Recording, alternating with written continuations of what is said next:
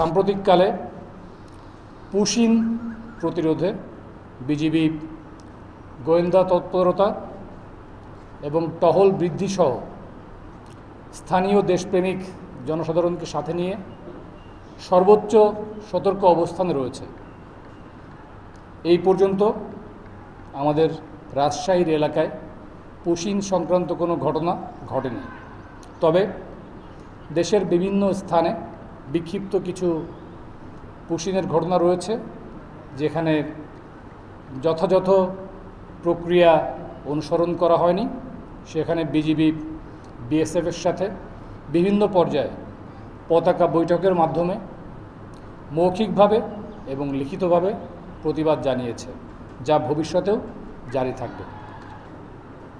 একইভাবে কোরবানির পরবর্তী জবাইকৃত পশুর চামড়া যাতে পাচার না হয় এ ব্যাপারে বিজিবি সীমান্তে তীক্ষ্ণ নজরদারি বজায় রেখেছে।